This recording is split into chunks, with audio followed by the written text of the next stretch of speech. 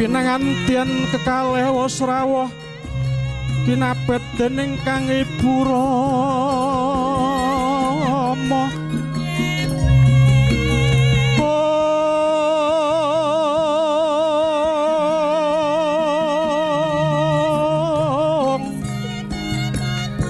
Sumunara mancorong cahyan lai jroning sasana wiwaha.